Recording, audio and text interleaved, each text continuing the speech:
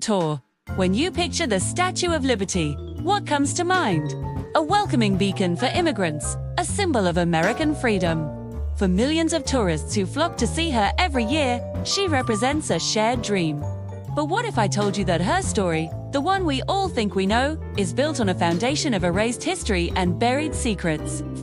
What if the iconic symbol of liberty holds a darker, more complex past, one that's been intentionally hidden in plain sight for over a century? Today, we're pulling back the fog to reveal the hidden chains of Lady Liberty, a story you won't find in any tourist brochure. Let's travel back to the 1860s. The United States had just emerged from the bloody crucible of the Civil War. In France, a group of intellectuals, led by the politician and abolitionist Édouard de la Bataye, wanted to celebrate a monumental achievement, the abolition of slavery in America. This was the true genesis of the Statue of Liberty. The idea wasn't about welcoming huddled masses from across the sea. It was a specific, powerful tribute to the end of chattel slavery and the Union's victory. The French sculptor, Frédéric Auguste Bartholdi, was commissioned to bring this vision to life. His earliest models and sketches weren't of a generic goddess of freedom, but a figure explicitly linked to emancipation. He even had a proposed name for her: Liberty Enlightening the World. The light she was meant to shine was on the newfound freedom of nearly 4 million formerly enslaved people today. This original intent is the first key to unlocking her forgotten history. So if the statue was a monument to abolition, where is the evidence? Well, it's right there at her feet, if you know where to look. Peeking out from beneath the massive copper folds of her robe is a broken shackle and chain. This isn't just a minor detail.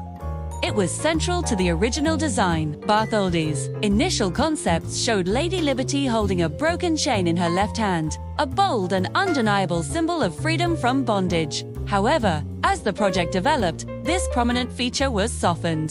The chain was moved from her hand down to her feet, partially obscured by her robes and completely invisible to anyone standing on the ground below. Why the change? American financiers were nervous. They felt that a direct reference to slavery might be too divisive, too controversial for a nation struggling with Reconstruction. So, the most powerful symbol of her abolitionist origins was deliberately downplayed, effectively erased from the public narrative. The story was sanitized, repackaged into a more palatable, universal tale of liberty for all, conveniently ignoring the specific liberty it was meant to celebrate. But the story gets even more complex. Before Lady Liberty was ever destined for New York Harbor, her design had another life, on another continent. Bartholdi was fascinated by the colossal statues of ancient Egypt, in the late 1860s. He pitched a grand idea to the ruler of Egypt for the newly completed Suez Canal.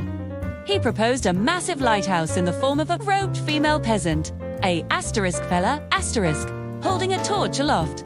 The proposed title was Egypt Carrying the Light to Asia. The project was ultimately rejected by the Egyptians as too expensive.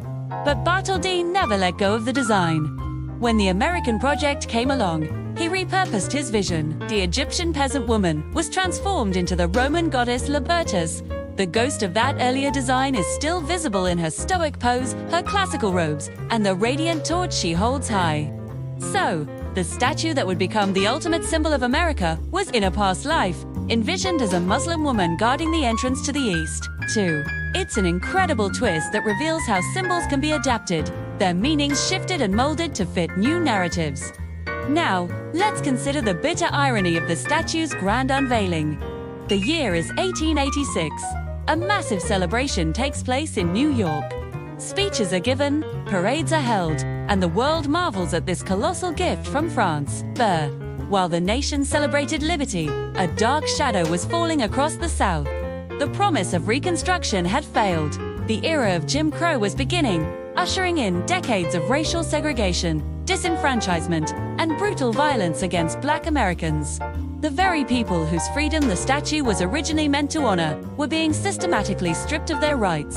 African American newspapers at the time pointed out this glaring hypocrisy. One editorial mockingly suggested that the statuesque torch should not be lit until America was a free country in reality. For Black Americans, the Statue of Liberty wasn't a beacon of hope. It was a hollow monument, a copper-skinned lie, celebrating a liberty that was denied to them on the very soil where she stood. They were excluded from the official ceremonies, their voices silenced, their freedom a distant dream. Over time, this uncomfortable history was buried deeper and deeper. In the early 20th century, with the rise of mass immigration through Ellis Island, the statue's meaning was permanently repurposed. The famous sonnet by Emma Lazarus, "The New Colossus," with its huddled masses yearning to breathe free, became her new identity. Originally written for a fundraiser, the poem was affixed to the pedestal in 1903, cementing her role as the mother of exiles. The abolitionist origin was almost completely forgotten, replaced by a story that was more unifying, more comfortable, and frankly, better for tourism. The story of immigration is, of course, a vital part of the American experience and the statue's legacy. But it's not the whole story. By focusing only on this chapter, we ignore the difficult questions the statue is meant to ask about the nature of freedom and who gets to possess it. So as we look at the Statue of Liberty now, bathed in the glow of the setting sun, or standing silent in the dead of night, we see her differently. She is not just a simple, triumphant symbol.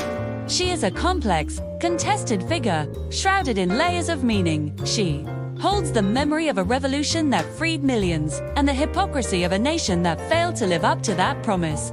Her skin of copper hides the story of an Egyptian peasant, and the suppressed symbol of a broken chain.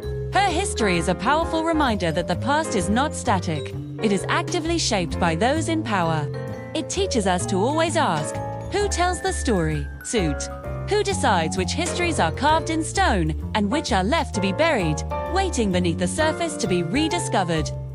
The true story of the Statue of Liberty isn't just about a statue, it's about our ongoing struggle to define what liberty truly means. Thanks for watching. If you found this story as fascinating as I did, hit that like button and subscribe for more hidden histories.